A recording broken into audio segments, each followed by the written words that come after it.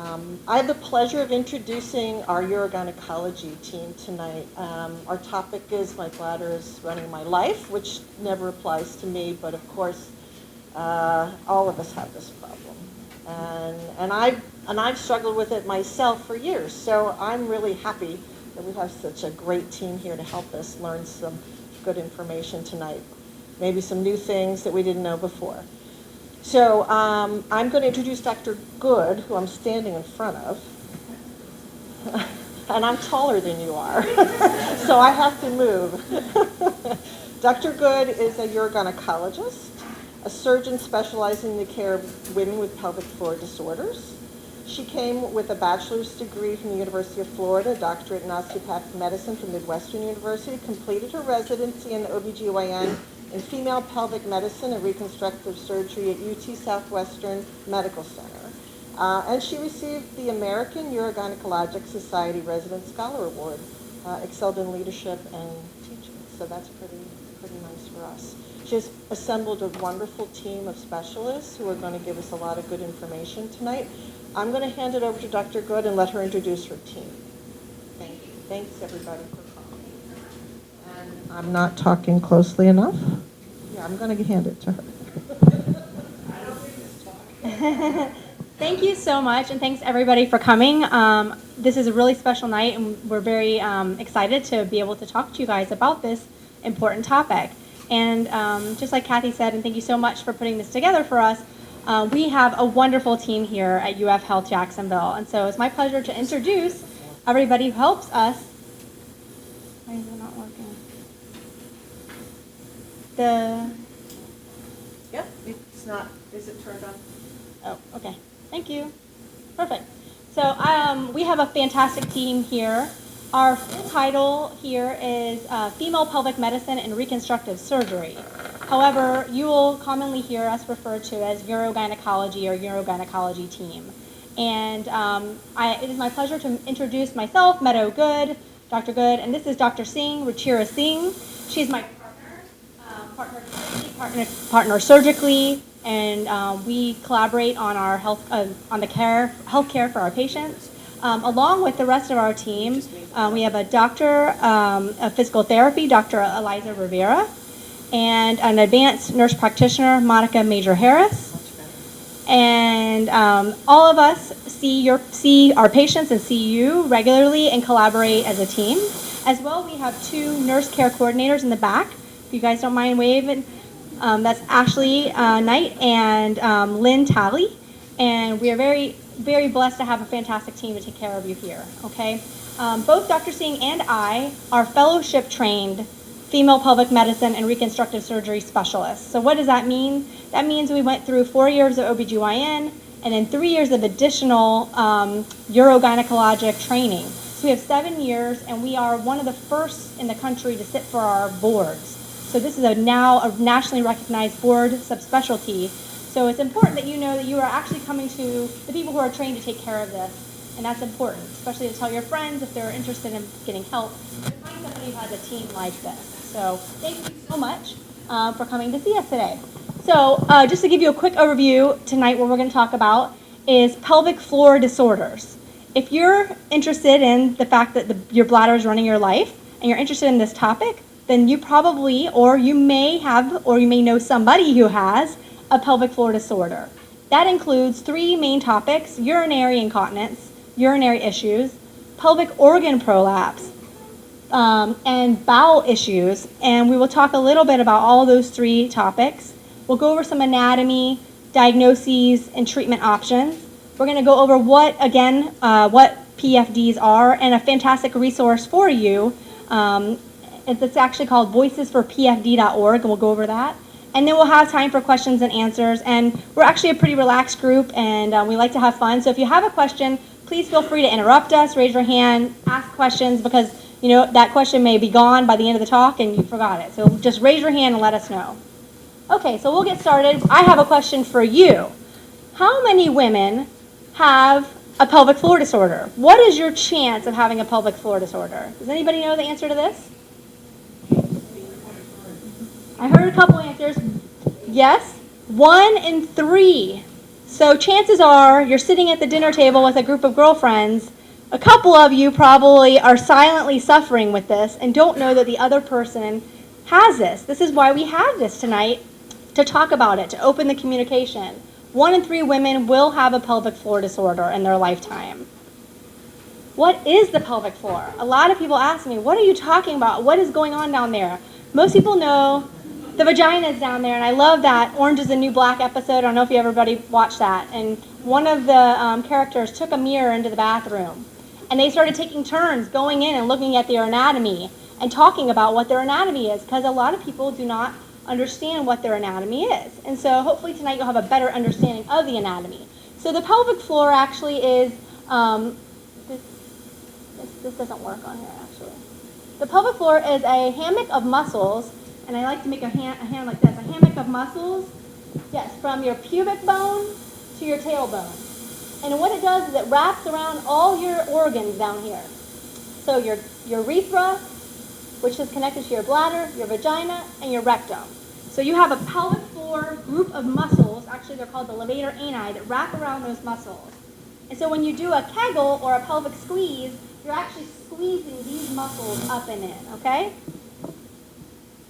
And they support those muscles, like support those organs like we talked about, your bladder, your uterus, your rectum, vagina. And these muscles are what helps control your bowel movements, voiding, and actually helps you with pleasure with sex for him and for her. So those muscles are very important. So pelvic floor problems, and probably people who do have pelvic floor problems look like this. That is because they have an embarrassing topic they don't want to talk about. So they leak urine when they don't want to, whether it's coughing, sneezing, laughing, or trying to run to the bathroom, or they have accidental bowel leakage and they can't get to the bathroom in time to have a bowel movement. Or what's worse than all that is they don't have a healthy sexual relationship, and that's something that everybody wants to have. So these problems can be very embarrassing and time-consuming. So here's a list of all the things we just talked about. Like we said, there are 3 main types of pelvic floor disorders. One is bladder control issues. Getting to the bathroom in time is one of them, and also leaking when you cough, sneeze, jump, exercise. Neither one of those are fun problems. Pelvic organ prolapse, that is the weakening of those muscles I just showed you, and your pelvic organs are now starting to turn inside out. So I like to describe the vagina as a sock, a tube sock. So if the tube sock, where the toes are starting to come down and turn inside out, that's pelvic organ prolapse. And we'll go more into that in a minute. And then the third issue is bowel leakage problems, like we talked about. So what are the risk factors? We have some options here. Pregnancy, age, overweight, smoking. Does anybody have any idea which risk factors, what are risk factors, or all of them? Yes, all of the above. And here's a list. Lifestyle, so of course smoking is actually an independent risk factor, but if you go down this line, obesity, having trouble with weight, especially that abdominal weight, drinking and eating, the things that you eat and drink may affect your pelvic floor. So we want to maintain good health, blood sugar, and then less controllable is actually as you get older, especially after you hit menopause, menopause can affect the tissues and how strong they are and how healthy they are. So that can be an independent risk factor for a pelvic floor disorder. Pregnancy and childbirth and health conditions that have been putting pressure on those muscles your whole life. So pregnancy in and of itself, because you're walking around with, I always say, a bowling ball in your pelvis for 10 months, is a risk factor in and of itself. But people who have, who are just pregnant or have C-sections or vaginal births can also have pelvic floor disorders. So unfortunately, just having a C-section doesn't save your pelvic floor. The other thing that's really important is genetics. Okay, so you can always thank your mom or blame your mom for this because she probably gave you a lot of the genetic traits of why you have pelvic floor disorders. And then your children, of course, you can thank them as well because you had children and people like to say, oh, they ruined my pelvic floor. Well, that's not necessarily true, but they probably didn't help. So anatomy basics, like we talked about earlier, we have the urethra, the bladder, the vagina, which the anterior wall of the vagina is attached to the bladder. The posterior wall of the vagina is attached to your rectum. At the very top of the vagina is the uterus. And a lot of people tell me my uterus is tilted backwards or my uterus is tilted forwards, and that's a good thing. Your uterus should tilt one way or the other, and it really doesn't matter. That's pretty normal. So how does the bladder work, and why are you having issues with your bladder? Well, the second question is more complex, and we'll get a little bit more into that later. But the bladder actually is a complex system. And what happens is usually there are sensory receptors in your bladder that are notifying your brain when your bladder gets really full. So as you can see here, there's a network. So the bladder gets full, and a signal goes to your spinal cord and then goes up to your brain to tell your brain it's time to pee. Tell the person to go look for a bathroom. And then your brain says squeezes your bladder, it's time to go to the bathroom. And so you try to look for somewhere appropriate to go to the bathroom. So this is a natural connection here. Bladder, brain, brain, bladder. What happens sometimes, though, is the bladder starts taking over and squeezing when you're not in a normal place to go. So then the bladder-brain communication is broke down, and the signal is not working appropriately. So a lot of the times you have to retrain your bladder. We have to retrain the brain and the bladder to work together as friends. So your body stores urine in the bladder. You pee through the urethra. And your bladder, we went over that. And muscles and nerves help control your bladder and your urethra. So it's voluntary. You being able to squeeze those muscles when you don't want to go, that's a voluntary muscle. But your bladder also squeezes all on its own. So there's two different mechanisms there working, but they have to work in coordination. So the pelvic floor, like we talked about, is a network of muscles, and they help to control those organs by squeezing. So that's why Kegels are so important to do. And everybody in here may or may not know how to do a Kegel. Hopefully by the end of this talk today, you'll actually know what a Kegel is, and hopefully we'll be able to teach you, or you can reach out to us to find out if you do know how to do a Kegel properly. So we have a question for you. Is this true or false? Does bladder control problems only occur in women after menopause? False. So interestingly, the majority of our patients will actually find us after menopause because that's when the problem can get significantly worse from a lack of estrogen. But the problem spans our whole lifetime. So we see patients all the way from 18, 19 years old, all the way to 100 and beyond. So women of all ages can be affected, and it's not just from pregnancy. It can be from unhealthy lifestyles. It can be from lots of other conditions affecting your medical care that causes bladder problems. So, but more than 40% or more happens to women 80 years old or older. But we do know that menopause has a big effect on women. 1 in 4 women are younger, so that is the minority of people who have problems. I'm going to hand it over to Dr. Singh, who's going to talk about urinary incontinence. Thank you, Dr. Good. Good evening, everyone. Thank you for coming. I would like to welcome you to UF North, and it's a great opportunity for us to talk to everyone about pelvic floor disorders, and as Dr. Good had mentioned, that they are very common. 1 in 3 women have it. Urinary incontinence is one of the most common pelvic floor disorders that we see. In the United States, 18 million women suffer with urinary incontinence. It's a big number.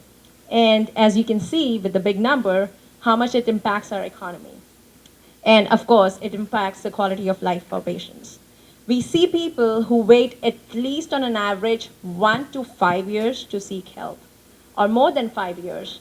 And it's sad to see such women, and they come to the clinic and they have been suffering for 5 to 10 years when the help is available, when there are so many treatment options. And that's why I tell my patients, go talk to your family, talk to your friends, tell them that help is available.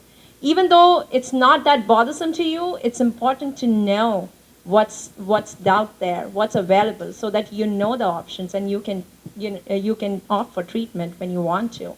So as we had discussed that, sorry, is this working? Alrighty. Okay, so as Dr. Good had mentioned, there are many kinds of urinary incontinence. The most common types that we see are stress incontinence and urgent incontinence. We divide these because we treat them separately. And then there are other different kinds of incontinence which is mixed. So let's start with stress. So stress incontinence is basically when a woman leaks when she coughs, sneezes, laughs. Anything that increases pressure in the abdomen is transmitted to the bladder, and because of the various risk factors that we had mentioned, like age, smoking, obesity, and chronic constipation, the pelvic floor becomes weak. So urethra is the tube right here from where the urine comes out of the bladder. So that there is lack of support beneath the urethra. And what happens that every time you cough, sneeze, or laugh, the urethra keeps dipping down, and because of the lack of support, you leak. So that is called stress incontinence. And urge incontinence is basically a little bit different from stress because it's also called overactive bladder. An easy way to explain it to my patients is that your bladder has its own mind. You know, it's not listening. It's not listening to you. It just keeps on spasming. It just wants to go. It has its own routine, and it's out of control. And what happens is that it slowly starts with increased urgency, frequency. That means you feel like you have to go all the time. You're not leaking, but you're kind of adjusting. You know all the bathrooms in the mall. You know all the bathrooms in the hospital where you go. You know every second where are you going, how far is the bathroom, because anytime the urge hits, you're going to leak. There are some triggers that women complain that as soon as I hit the driveway, as soon as I see a bathroom, that's it. I cannot make it. So it starts with increased urinary urgency, frequency, where you feel you have to go all the time, and then increased frequency at night, so nocturia. That means you're getting up more than one time is abnormal, so getting up a lot at night. And then slowly and steadily, it worsens to increased leakage. So earlier you could make it to the bathroom, now you cannot. So that's called overactive bladder. The other types, as I had said, mixed incontinence is basically a mixture of stress and urge incontinence. And it's very common. A lot of women have both. Then we have a continuous incontinence, which we see in women where they just can't figure out when they are leaking. They leak every time. And we have a lot of various reasons that can cause it. And other kinds of incontinence can be leaking due to sexual activity, which can be which can be caused by a lot of factors. So, as I said, that the stress incontinence and the urge incontinence, we divide them because we treat them separately. Right one, sorry. Okay, so basically I'm gonna switch to the treatment modes. Before that, evaluation is important, as Dr. Good had mentioned, that it's important for you to go to a specialist and get evaluated, because a lot of pelvic floor disorders, they occur together. So a woman may have pelvic organ prolapse, incontinence, sexual dysfunction together. So it's important to get evaluated for all pelvic floor disorders at once, and to go to a place where you have all kinds of specialists to help you with those. So I'll just give you an overview of the treatment of incontinence. As I said, the stress incontinence, for any kind of incontinence, the first thing, we can divide the treatment into conservative, non-surgical, surgical. So the conservative options are improving your lifestyle and changing your lifestyle, and which we are going to focus about and talk about it in a minute here. Then there are non-surgical treatments, and we're going to talk about that in a second. That would be pessaries, and we'll show you those too, which are devices that go up in the vagina. And then comes to the surgical treatment. The surgery for stress incontinence and urge incontinence, both are different, and that's why we have to kind of differentiate what kind of leakage are you having and go from there. And then this is like conservative management, and it's a stepwise approach, and that's right. And and one thing which we evaluate when somebody comes to our, one thing which we evaluate when you come to our clinic is how much it's bothering your quality of life. That's really important, because there are a lot of women who are significantly bothered by the leakage to the point that they slowly start adjusting their quality of life, like they stop going out, they stop meeting friends. And that leads to a lot of other problems like depression, waking up at night, falls at night, and a lot of other medical problems. So it's important for us to assess how much significantly you're bothered by the leakage. a combination of treatment is important. So it doesn't mean that when we offer you treatment that you can only get treated by one thing. We can start with conservative, with not surgical, or conservative with surgical treatment. Alrighty, I'll hand over to Eliza. All right, I'm going to see if I can get this clicker down here. So my name's Eliza. I'm a pelvic floor therapist. So I'm actually a physical therapist by training, and then I took a board certification. So I've been doing women's health therapy for the past 11 years. So this is all I do is treat women like yourselves if you're having these issues. We talked about some different lifestyle factors that may contribute to you having pelvic floor disorders, specifically incontinence. So weight loss. And we keep hearing obesity is an independent risk factor and things like that. So the good thing to know is it doesn't necessarily have to be your goal weight. So there's a lot of studies that show that women that can lose 5% of their body weight can have a 50 to 60% improvement in their incontinence symptoms. So if you're 200 pounds and you lose 10 pounds over a few months, you can have a 50% reduction in your incontinence just with that. Okay? Fluid management. Obviously, if it goes in, it's got to come out. Right? So if you're drinking lots of fluid in the evening time, it's probably going to contribute to you waking up frequently at night. The types of fluids that you're drinking. Are you drinking lots of caffeine, coffee, colas, tea? In the South, everybody loves their soda, their Cokes, and their sweet tea, right? But those are really irritating to the bladder. So that is going to cause you to have that I gotta go feeling. Things like alcohol, citrus fruits and juices, spicy foods, tomato-based products. So it doesn't mean you can't have any of those things. It's just we want to start to kind of look down that list and say, are we consuming way too much of one certain type of thing? Are we having too many of those things in our day altogether and it's just culminating in our bladder getting irritated, things like that. Constipation management, I think we've kind of talked about that a little bit, but obviously the more you put stress and strain, you're sitting on the toilet, you're bearing down, that causes stress to those pelvic floor muscles. So, having a constipated day one time in a few months isn't going to make it. It's the chronic constipation day in and day out. Also, just having hard stool. So if you looked at those pictures, everything is right next to each other, right? The rectum, the vagina, and the bladder. So when you have hard stool sitting in your rectum, it pushes on the bladder and those sensory receptors that are there, and it can contribute to having worse incontinence or having those overactive bladder symptoms. So we want to educate you on those sorts of things. And then obviously coming to see somebody like myself, this is the first line of treatment. So if you have stress incontinence, urge incontinence, bowel issues, really anything, pain with sex, any of those sorts of issues, I'm kind of your first line of defense. So we do a full detailed pelvic floor exam, and we look at what are the things that we can change there, as well as some of those behavioral and lifestyle factors. And we work together as a team. So I do that part of stuff on a skilled, you may see me once a week for a few sessions, and then we say, okay, we've gotten her this much better, then what? Or, hey, I've gotten a lot better. I'm happy with the way things are right now, and I want to continue. Or, you know what? It's 50% better, but I want to see what's next. Can I get even better? Okay. So we talked about those behavioral modifications. So obviously getting those lifestyle factors in order.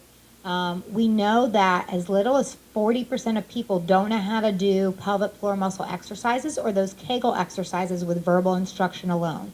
So oftentimes somebody explains it to you, or you might even go to a doctor and they say, go ahead and tighten around my finger. And sometimes we don't really know what they're asking us to do. We try and we're squeezing our bottom or our tummy, or we're, using other muscles.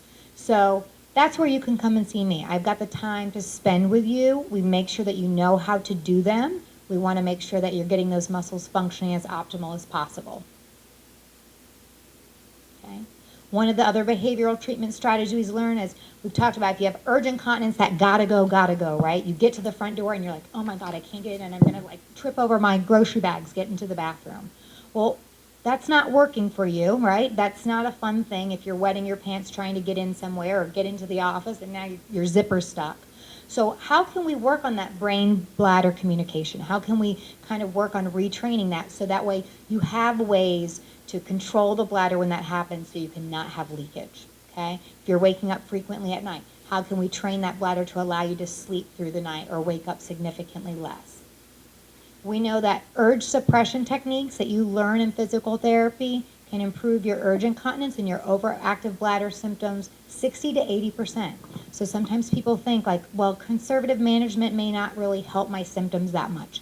But overall, physical therapy is around a 50 to 75% improvement in urinary symptoms, okay? Another technique is called the NAC technique.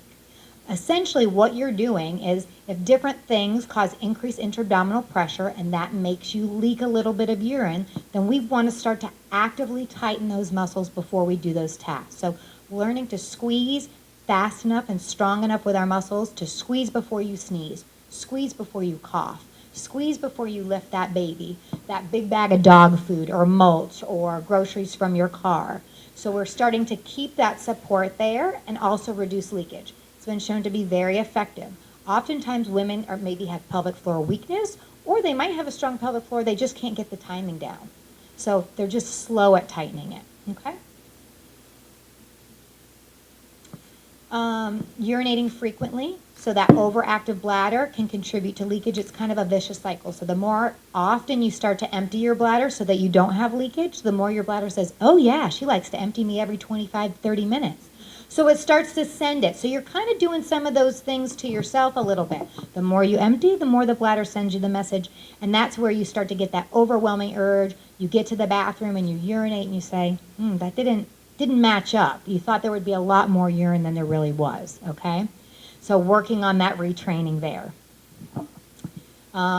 Looking at those bladder training strategies, it's there to help improve your bladder's ability to hold and store urine for normal amounts of time, anywhere from 2 to 4 hours, depending on the individual, okay? Help you to have less accidents, wake up less at night, and it's been shown to be about 50 to 60% improvement there. So overall, conservative management can be highly effective at reducing your symptoms and improving your quality of life. One thing that therapy has to offer is we can use biofeedback.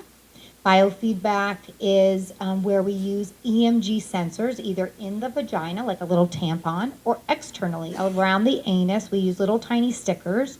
So when you're squeezing your muscles, relaxing your muscles, we can show you what's happening on a computer. So it's nice to kind of get some training, see, okay, that's what it feels like, that's what I need to do, and then take that away. You can go home and practice, come back, let's give you a pop quiz. How was our practice? Were we getting the outcome that we wanted to? Lots of women go home, they think they're squeezing and holding their muscles, and we see that when we hook you up to the biofeedback, that those muscles are relaxing quite often prior to, like let's say if you're doing a 10-second hold, they might be relaxing at 5 seconds. So you think you're doing real good at all this training, and half the time you're practicing, your muscles are just relaxed, okay? But you don't feel what that feels like. So biofeedback can be very helpful, and it's individualized to each specific patient. Okay, I'm going to pass this off to Monica to talk about medications for overactive bladder and urge incontinence. Hello, everyone. Thanks for coming. I probably don't need this. I have a really loud voice anyway. So let's see if I can make this work. Okay. So we have a lot of medications to treat urge incontinence. And remember, the treatment modalities are different for urge versus stress incontinence. So I couldn't give you a medicine for stress incontinence. It's probably not going to work. It's not what they're designed to do. There's a little dysregulation. There's something's went a little haywire in the brain to bladder brain communication, and medications work to try and regulate that a little bit.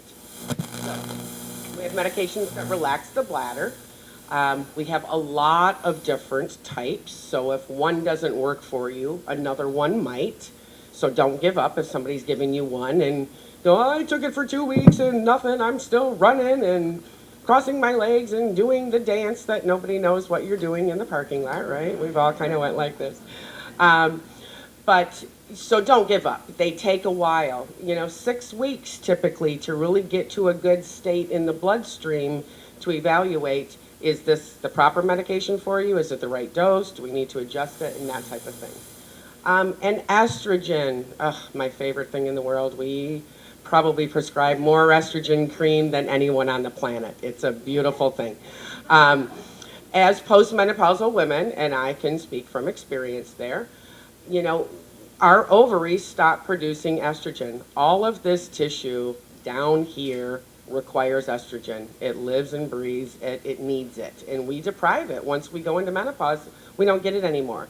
It helps our urethra close properly. It helps our bladder function properly.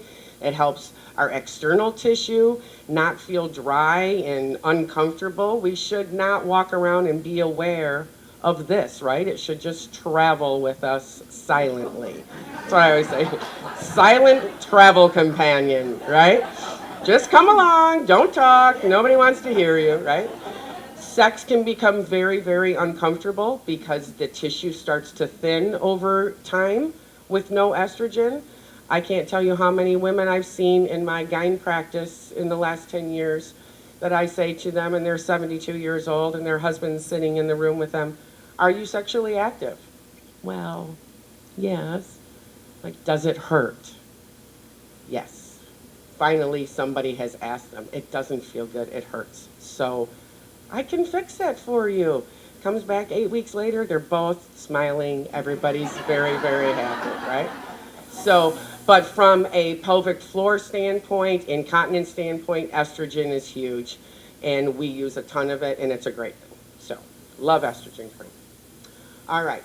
Another treatment for stress urinary incontinence. So we were just talking about medications for urge incontinence, stress incontinence, besides surgery, and we're going to talk a little bit more about that later, but we have some non-surgical techniques. You know, Eliza works great with people with stress incontinence to help strengthen some of those muscles to gain some support back. But we have these awesome little devices called pessaries. These are made out of silicone. You don't get a blue one when you come and see us. You'll probably get a white one, all right? Sorry, a little boring. But they come in all different shapes and sizes, and they serve different purposes. Some of them will provide some support for the urethra, such as this one. So we talked about that muscle is not really supporting the urethra, so it's kind of doing this and shaking like a hose, and little squirts of urine are coming out of it. We can fit this in the vagina, support the urethra, and stop that little tiny small little leaks throughout the day. Walking, bending, squatting, all those types of activities can cause that type of leaking, and these work great for that. Once it's put into the vagina, you won't even know it's there. You won't feel it. Silent little traveling companion. Again, another one. Another type, we have some that are for prolapse, which Dr. Singh will talk about later. When things are kind of shifting downward, we can put different types of pessaries in to support those. So there's a lot of uses for these, and they work great. All right. Did I talk about all that? I think I did. Yes. All right. Moving on. So this is a really interesting modality, and we use it a lot. It's called posterior tibial nerve stimulation. Posterior tibial nerve is a nerve, and I have a dress on, so it wouldn't be good of me to lift my legs up, but Eliza will. Nice. So right here on the inside, above that little bone there, called the medial malleolus, your posterior tibial nerve runs there, and it goes up towards the bladder. Remember we talked about there's a nerve problem, right? The brain and the bladder are not communicating well. And we take this itty-bitty, teeny-weeny acupuncture needle, and it's inside of this case. And if anybody wants to see them, feel free to come up and I'll let you take a peek at them. They're so small. I literally show my patients in office. I take some alcohol, I wipe my leg, and I just stick myself. And they're just looking at me, and I'm like, it really doesn't hurt, just so that they realize it's not a terrible thing. We hook it up to a little monitor with a electrode. If I can get it out of the box. We sit you in a nice comfy recliner for 30 minutes. And it's hooked up to this, and we put a timer on, and you can read a magazine and relax, and this just sends a little nerve impulse, electrical impulse to that nerve.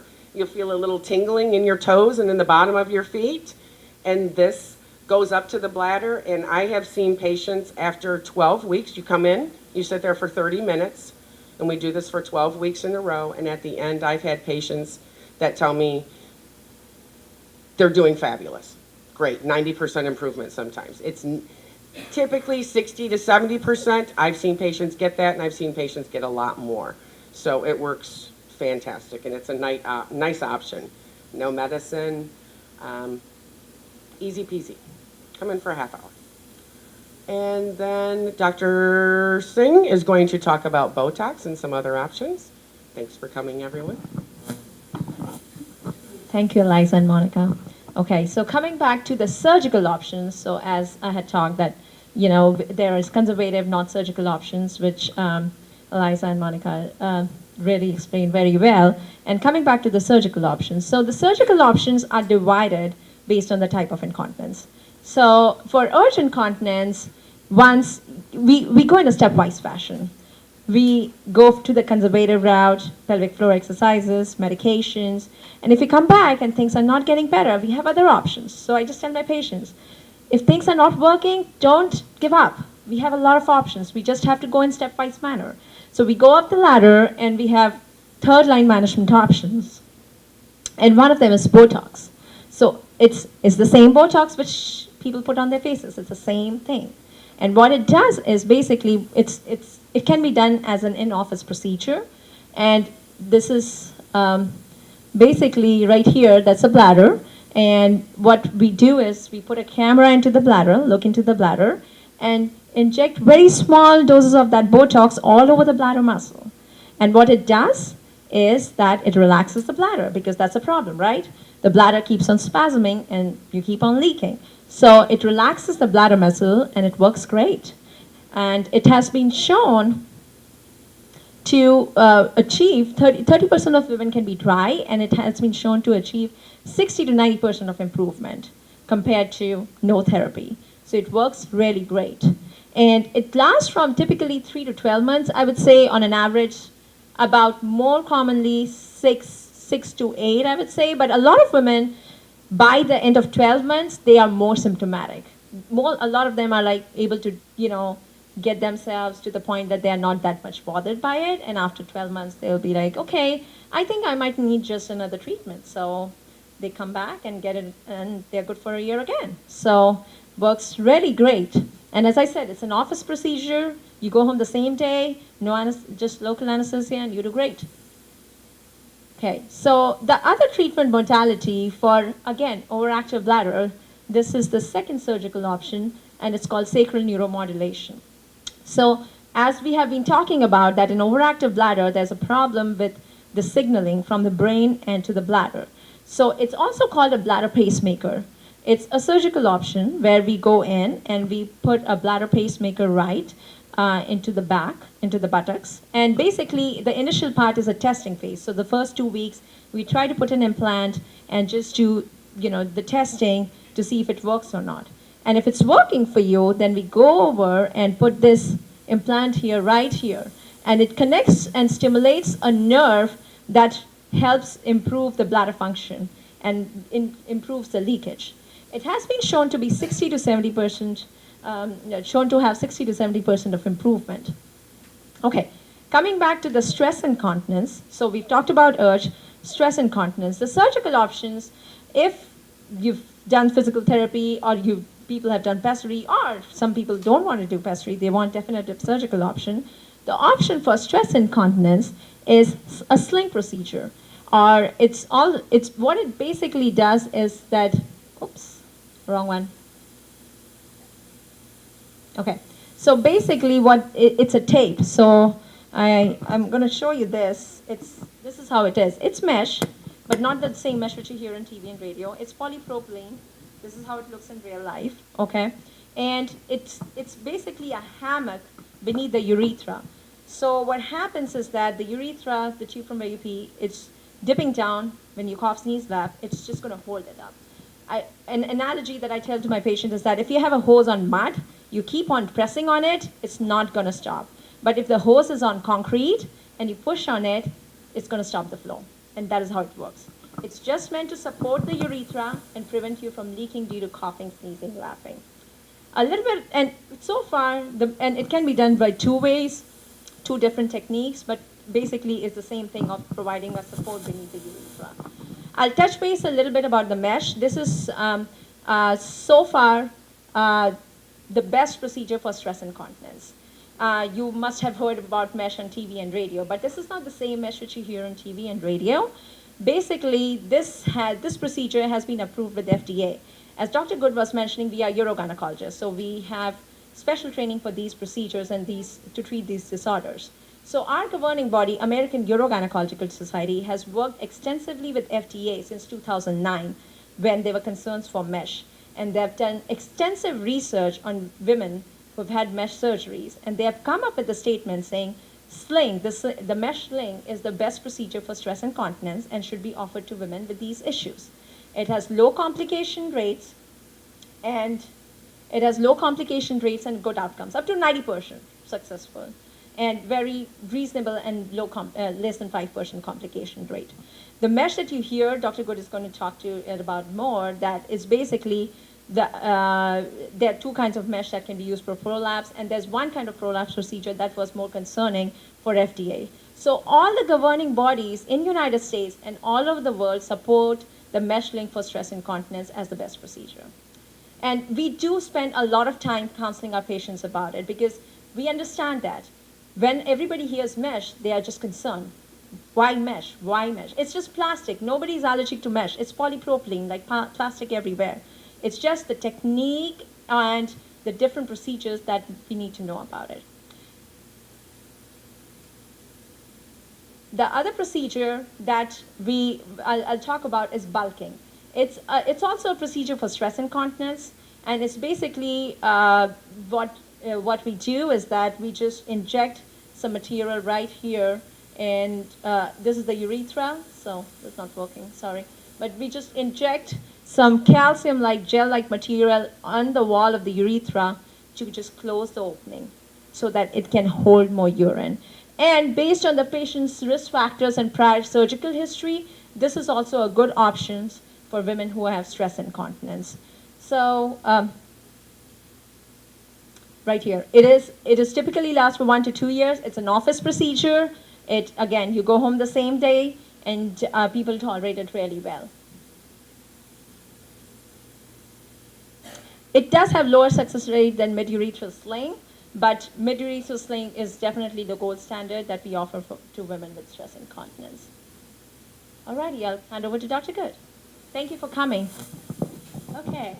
All right, last but not least, the last topic we're going to discuss is pelvic organ prolapse. So again, I think about the vagina as a tube sock. And it's not the sexiest thing to think about, but it's kind of the shape of a tube sock. So about half of women over 40 have some form of pelvic organ prolapse.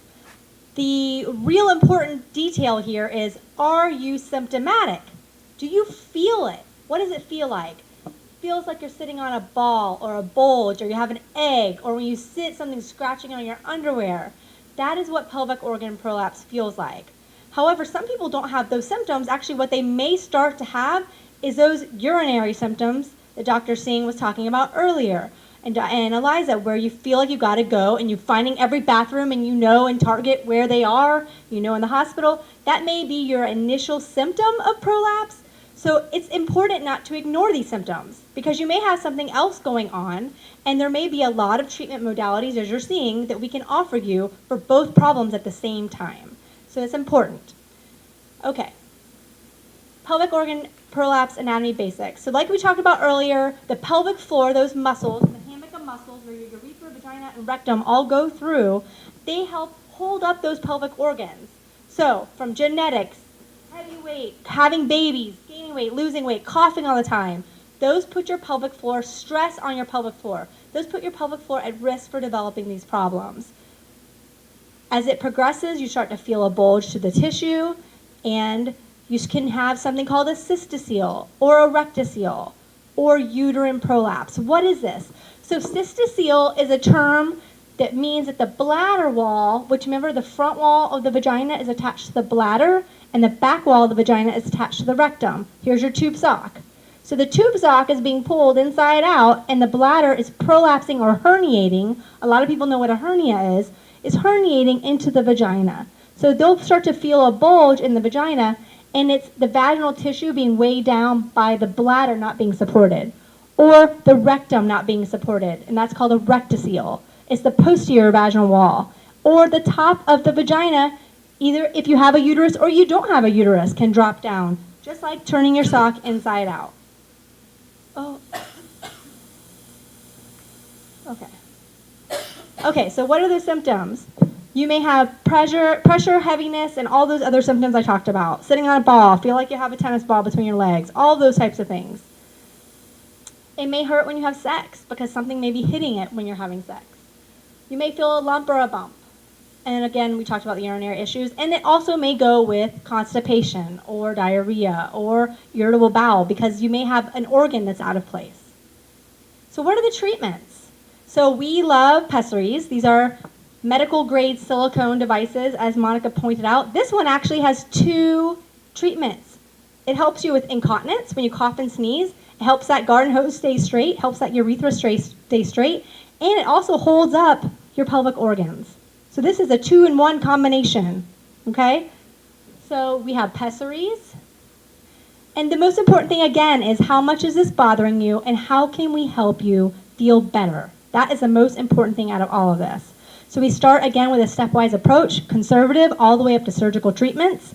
The very first thing is making sure you can do a Kegel because you want to make sure that you can help hold those pelvic organs in place. If you can't, then Eliza is your gal, and she will help you learn how to contract those pelvic floor muscles. And then we will do a pessary, and pessaries are easy, and we teach you how to use them. Okay, this is a no-brainer. It's just like putting a tampon in, that one instruction that your mom taught you when you were a little girl. We all get together, and we show you how to use it. Most people, it's just like putting on glasses in the morning, okay? You put your pessary in the morning, you take it out at night before you go to bed, and you wash it. And it just becomes part of your routine. And I have women who love these and have been using them for years and years and years. I had a patient the other day who came in. She had one for 30 years, and she loved it, okay? So it's up to you what you want to do, whether you want to use one of those or you want to use it as a temporary measure.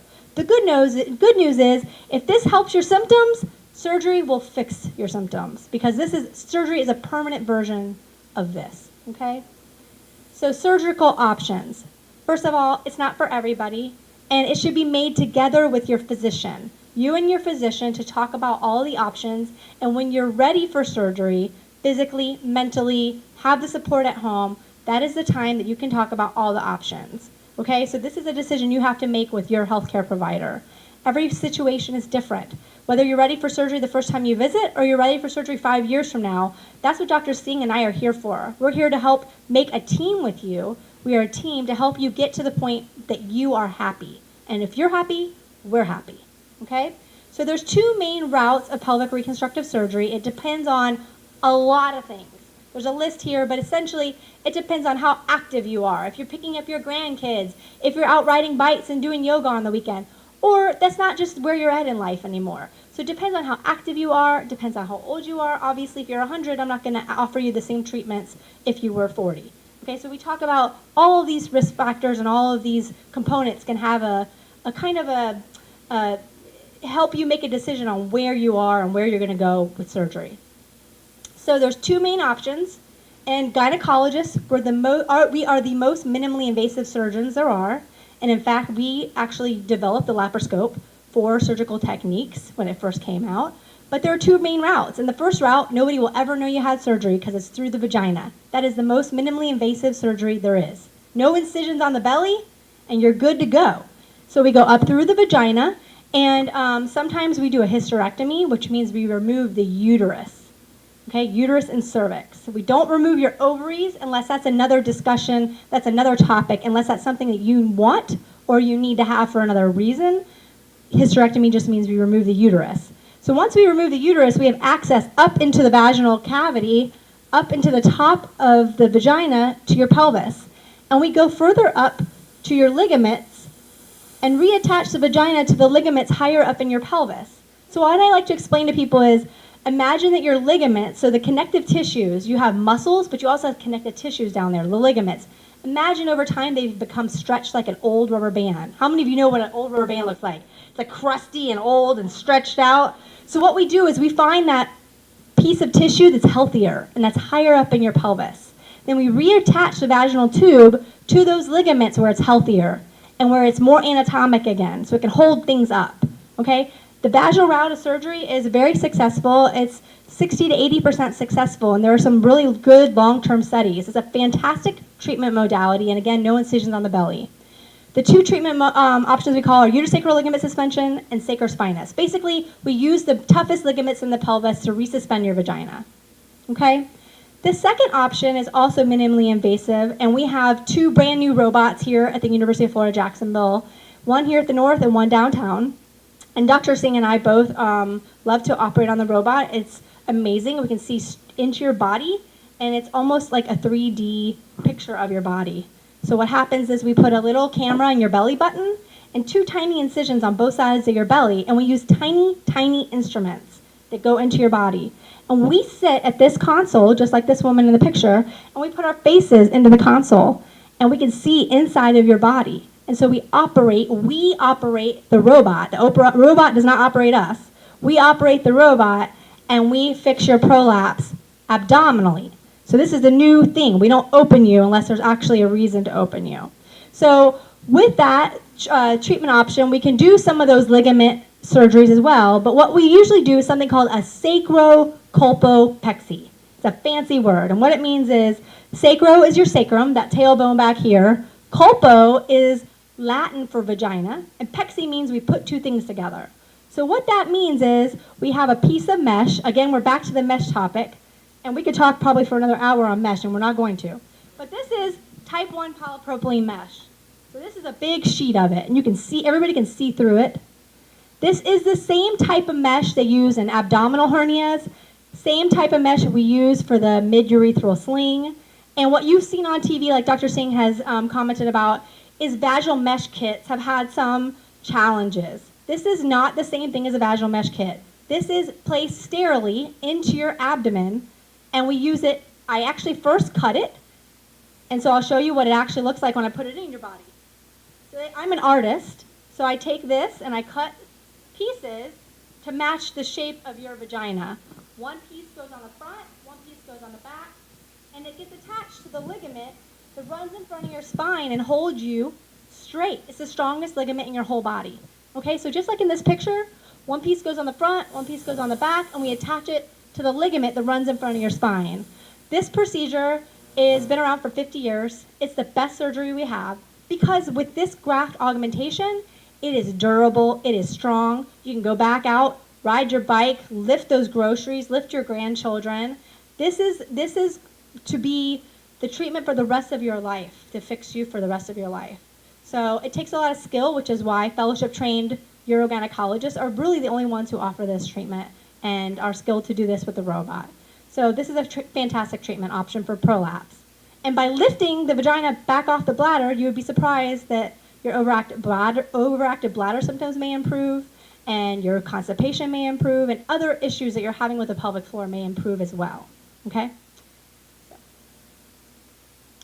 More on surgery. So really, again, the conversation goes back to your treatment team, even starting with Eliza. Eliza sometimes will tell us, you know what, there's a patient, she's doing really well, however, she really wants to be at that 95%, more than 90% success. She wants to be treated and have some really good goals here. She might be a good surgical candidate. Doesn't mean that she's wasting her time. It means that she's learning how her pelvic floor works, she's getting in there, making the pelvic floor healthier, but we already are thinking about the future and how to get you prepared for surgery if that's something you want. If you don't want surgery and surgery scares you, we still want to take care of you. There are a lot of options for you too. Basically, we want to improve your quality of life, not think about what's going on down here, like Monica said, and make you feel sexy, make you feel healthier, make you feel like you are feminine, and that's the goal with our profession, and we're here to help you. You and your doctor must decide. So is this normal? I think we all know at this point, no, and it's not a normal part of aging. So unfortunately, because the conversation is so silent in our community, we suffer and we think, oh, this is just a normal part of getting older. It's not. It's not. It's not a normal part of having babies either. Because guess what? 2/3 of your friends don't have it. So 1/3 do, but 2/3 don't. So that's why we're here to help. So this is a fantastic patient website. I think there's a flyer in your handouts. www.voicesforpfd.org. This is our governing body, like Dr. Singh said, the American Urogynecologic Society's website for patients. So please spread the word. There's actually a dialogue on there that you can blog and talk to other patients who are going through the same thing. So you can share your experiences and see what other people have thought about this. You can also, if you're not in our area or you have a friend somewhere else, you can find a provider who is like us in another area.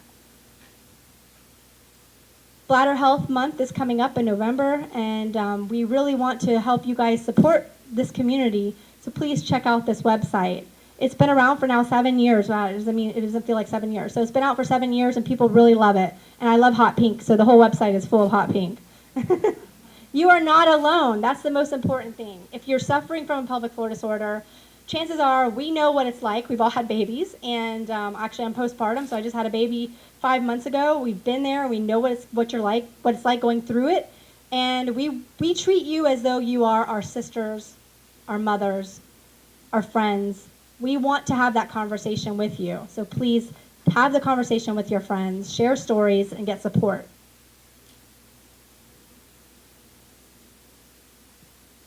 Be open with your doctors. Oh, I did it again. And thank you so much for coming. We really, really appreciate you being here. And I'm so lucky to work with these brilliant women. Please take the time if you want to come and mingle and talk and ask questions. If you want to, we can ask some questions out in the open. And if you don't want to talk in the open, we can talk afterwards as well. Anybody have a question? Raise your hand. Okay.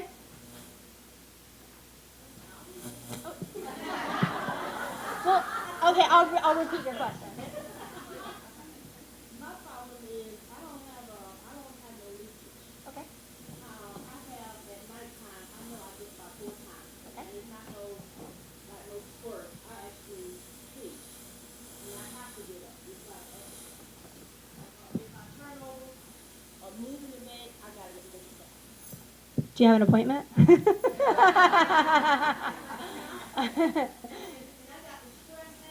Well, Dr. Singh or I are happy to see you at any moment. But what you're describing is actually called nocturia, or frequent nighttime voiding, and urge incontinence on the way to the bathroom. And just like we went through, there's a stepwise approach to helping you as well. Okay, so starting with, what are you drinking in that cup? Okay, and the other cup? No, I'm just kidding. So I'm not putting you on this. I'm not trying to put you on the spot. I'm joking. But you know what you're drinking, what you're eating, when you're drinking, when you're going to bed, all those types of things, and learning the techniques like Eliza talked about, and maybe even you may even make it to the Botox level. So there are lots of treatment options in a stepwise approach. Any other questions? Does that answer your question? Basically, basically we need to work with you as a team, and that's what I always tell my patients. The first visit is really a consult. Let us tell you what your options are, but we have to work together, join hand in hand, to work in a stepwise fashion to help you. We're here at the North. We're here, at the first slide, I kind of glazed over that. We are at the North. Dr. Singh is at the North. I am at Southside Women's Health in the South at Emerson Street 95. And we both teach residents, OBGYNs, how to be OBGYNs downtown at 8th Street. So we're happy to see you at any of the 3 locations, depending on where you live, what your access is. Yes, ma'am. Yes, Dr. Singh practices at the North.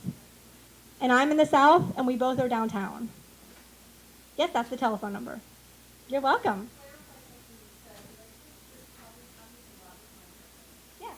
We know that we want to go to the bathroom, but the minute we see a visual clue, Right. it's well, something, it creates a clue. And I think you said that it's because of that gradation. Yeah. So how do we stop taking those clues, right? Like, do we talk ourselves out of it? So the first thing is make an appointment. we got about we don't have an hour to talk. No, but no. In all seriousness, it is it's a team approach. No, it's actually retraining your bladder. I have a 3-year-old right now, so I've been through the potty training phase, and it's the same thing. You know, he saw the toilet and he's dribbling before he even gets his pants down. So we retrain you and we retrain your bladder, and it's a combination of therapy, medications, consultation, working together, evaluating. We give you a 3-day voiding diary to see what you're drinking, how often you're drinking, how much you're peeing, how often you're leaking. We evaluate that. We go through that. We take a stepwise approach to figure out what's going on with your bladder and how we can fix it. And we all practice the same way. Does that help?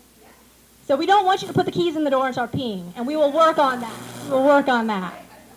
Yes, ma'am.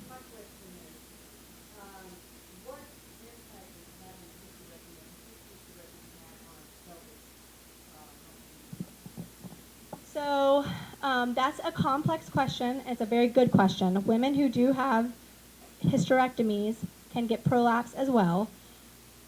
Genetics has a huge component of who gets prolapse after a hysterectomy. It also is wear and tear on your body, what you've been doing, heavy lifting, gaining weight, heavy exercise, coughing all the time. All those things have a play in if you get prolapse after a hysterectomy. Gynecologic surgeons who do hysterectomies for benign reasons, meaning not cancer, you're just bleeding too much, or you had those fibroids, or whatever reason it is. If you had a hysterectomy for those reasons, not cancerous, they incorporate those ligaments, like I was talking about earlier, into the top of the vagina to help hold it up and be strong for you. Women who end up getting pelvic floor disorders and prolapse later on is because there's a weakness. So a lack of estrogen at menopause can help those symptoms become worse. But the truth is that it's probably a genetic component. It's a component of lifestyle. It's a component of, have you ever done a Kegel? Do you know what a Kegel is? Those are all those components together who gets prolapse. Does that help answer the question? Right.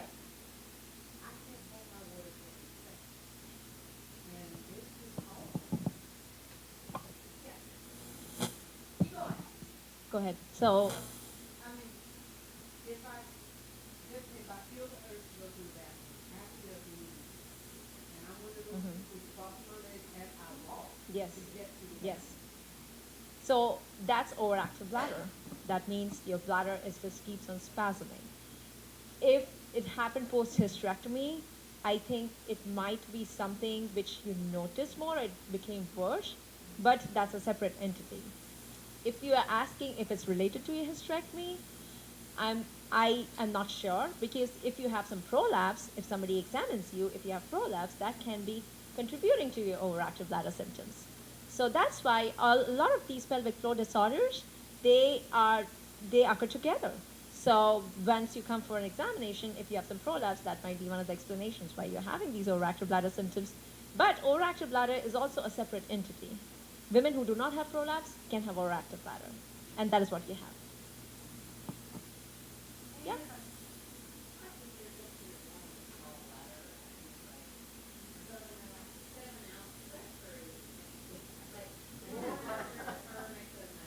Well, so I think I would.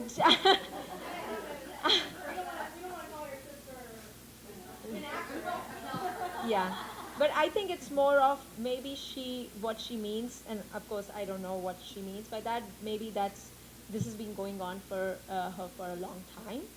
Like we see 19-year-olds, 20 years old with this problem. It's not just we see 6 years old. That's Dr. Good was saying. Oh. Yes.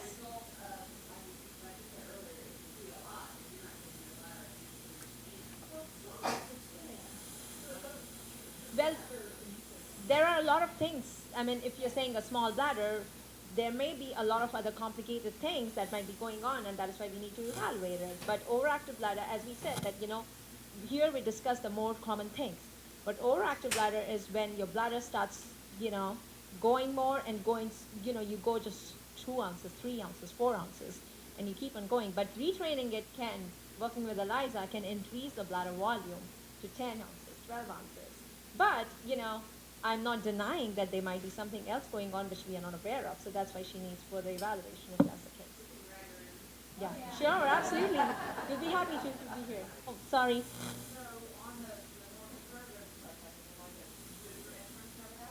Yes.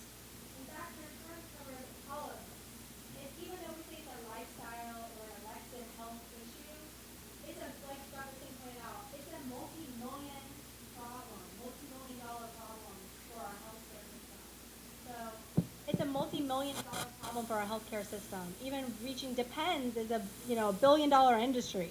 So your healthcare insurance dollars will pay for all of this because they want you to have a better lifestyle. They want you to feel better and spend less money on Depends, spend less money on underwear, spend less money on washing your clothes. They understand that. So they will 100% cover it as just they would any other medical condition, like you break your arm. So we just write in our notes exactly what you need, and it gets, we have 2 great nurse care coordinators who help you to get the care that you need. And they're fantastic. And like Dr. Good said, we are really good about, when we place orders, we have a great team, like Ashley and Lynn and other referral coordinators who make sure they run through your insurance and inform you about it. So it's not like, we just offer you something and you don't have the information. Go ahead, please. Well, I'm a patient of Dr. Good and Monica, so I can tell you, yes, it does work, the program does work. I was surprised that I was referred from my primary care doctor to the service, and I can say I received excellent care. And we were able to identify my problems and address it and put a plan together. Thank you.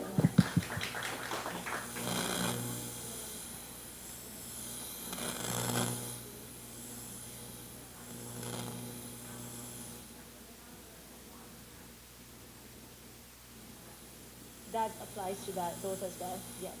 With the water additives, the cool, I'm sorry? Oh. I can do that. So the question she asked was that we talked about coffee, soda, and all the fluids that can irritate the bladder. Is that applicable to the mixes that you can add to the water, like Kool-Aid? It has artificial sweeteners in it, and that can irritate your bladder too.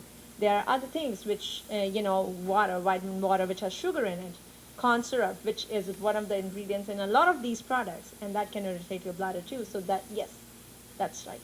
And I Yeah. can add by saying, what we usually recommend is if you can't stand just drinking water, add a tiny piece of fruit, like a slice of strawberry or lemon or lime. A slice, not pour a whole lemon, into your water, because then it becomes a bladder irritant as well. But put a tiny bit of cucumber, lemon, lime, strawberry, and that will help flavor your water. But in general, the conversation across the table in the United States now is about chemicals and plastics and how we're poisoning ourselves. And one of the things we're doing very well is by drinking not water out of plastic bottles, and that's irritating our bladders. So trying to get back to drinking water and drinking things that are good for you and at the right times. And it's even carbonated beverages, something like even soda. Not even if you don't even have anything to it, even gas and water can irritate your bladder. So that's something to know about. Yeah. The gas is carbon dioxide and it's acidic. So that's why we say, Now, I joke and tell people that I drink all my LaCroix on Friday night. I know I don't usually go to I usually don't go back into the hospital on Saturday. So I know if I get up 3-4 times, then I'm okay by Saturday. So it's timing. It's choosing your lifestyle. We're not telling you to never drink sweet tea again, but if it's something that turns out to be irritating your bladder, then you have a choice. All of this is a choice. The choice is this bad enough that I want to suffer and deal with this, or do I want to fix it and modify things? So that's where we talk about the lifestyle choices. And it's empowering you to know what you can do to help yourself. One of the things I was surprised was that orange juice affected me. Yeah. And when I drank orange juice, I felt myself going to the bathroom more frequently. Yeah. But if I didn't do that calendar, I probably wouldn't realize that, that was one of the trigger Yeah. factors for me. Yeah. Go ahead. You have a So, question. my question is, doctor procedures and the items that you use, have there ever been a side effect or anything, like the lash might inside might be allergic to the lash, or ever, those injections, the Botox? Mhm. Has anything, have you ever had anyone had a side effect or anything from those items? So when we talk about procedures, any procedures, anywhere, in any field, when a surgeon counsels the patients about procedures, there's always some risks, benefits, and complication rate for every procedure. And we talk to them about our patients extensively about what are the benefits, what are the risks, and what are the complications, and what is the percentage of complications. And when we talk about these procedures, which are recommended by FDA, our governing body too, to improve your quality of life, the main thing is that these are procedures with good outcomes, with minimal complications or reasonable complications. And as you said, that Botox or the mesh, the procedures, every surgical procedure has some inherent benefit and complication, which a surgeon sits down with you and talks to you extensively about it. I like to bring things back to like a different level with my patients. So I say when I'm getting ready for surgery, it's a very stressful time.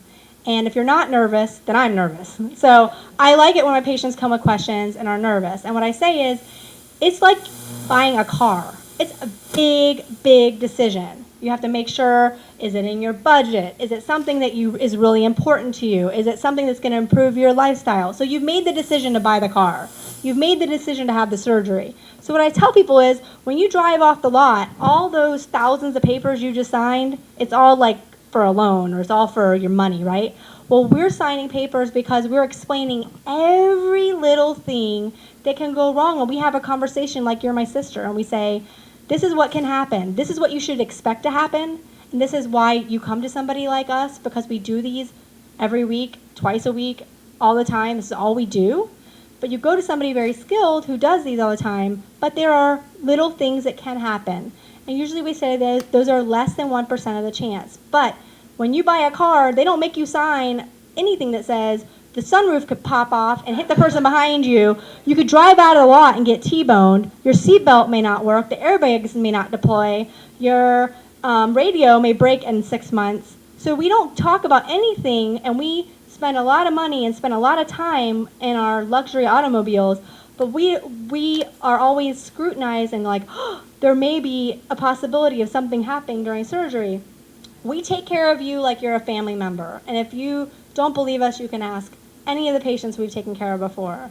We take care of our team. We have a fantastic team who helps us, all of these ladies in the room, and we are dedicating our lives to taking care of you.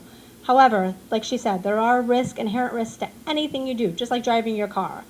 And you have more, actually, chances of getting in a car accident than anything bad happening to you during surgery. That brings it really back to reality. So, but you come to somebody who is skilled and who really wants to take care of you, and that's what's important. Thank you. Nope, you sure don't. Yep. We have those rack cards. I was just wanted to point out to you that we have the cards with our information, Dr. Goods and my information right there, sitting there. You have the number there. For the call center, you just call them and let them know. Yep. We have our business cards and information about us and pelvic floor disorders back there. You can call our referral coordinators and make an appointment, just like Dr. Singh said. Yes. Yes. Yeah. Same thing about therapy.